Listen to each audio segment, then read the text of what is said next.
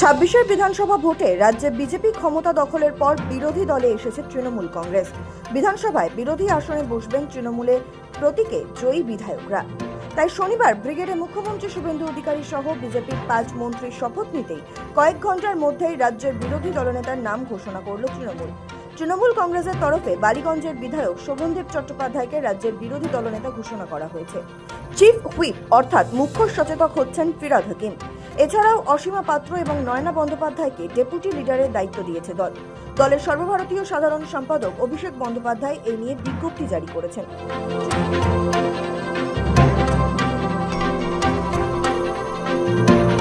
গত 4 মে বিধানসভা নির্বাচনের ফল ঘোষণা হয়। ফলতা বাদে 293 আসনের মধ্যে 207 আসনে জয়লাভ করে বিজেপি।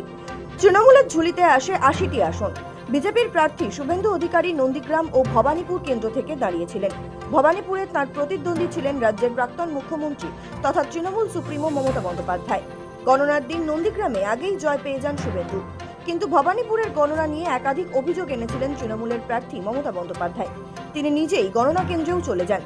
বেশ কয়েক ঘন্টা গণনা বন্ধ থাকার পর পুনরায় শুরু হলে দেখা যায় মমতা বন্দ্যোপাধ্যায়কে তার গড়েই 15,000-এর বেশি ভোটে পরাজিত করেছেন শুভেন্দু অধিকারী।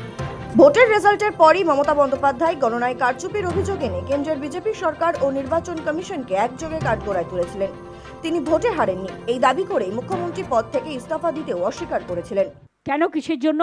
আমরা তো হারিনি যে যাবো। হারলে আমি যদি শপথ নিতে যেতাম তাহলে আমি রেজিগনেশনটা করতাম। এখন তো কোয়েশ্চেন ডাজন্ট অ্যারাইজ। জোর করে দখল করে যদি কেউ মনে করে যে আমি কি রেজিগনেশন দিতে হবে, no, not that. Now also I want to say that we didn't lose the election. It is their forceful attempt to defeat us. Officially they may through election commission can defeat us, but morally I am telling you that we won the election. তবে বৃহস্পতিবার রাজ্যপাল বিধানসভা ভেঙে দেন। শনিবার ব্রিগেডে BJP সরকারের প্রথম মুখ্যমন্ত্রী হিসেবে শপথ নেন শুভেন্দু অধিকারী।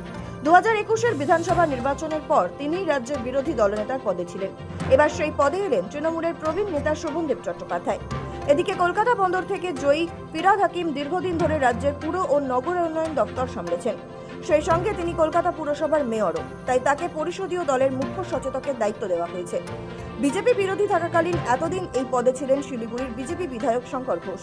এখন তিনি শাসক দলের বিধায়ক। সব মিলিয়ে তৃণমূলের এই নেতা নির্বাচন দেখে অনেকেই বলছেন অভিজ্ঞতা আর লড়াকু নেতাদেরই বেছে বেছে দায়িত্ব দেওয়া হলো। সৌভিক চ্যানেলের রিপোর্ট, সময়, কলকাতা।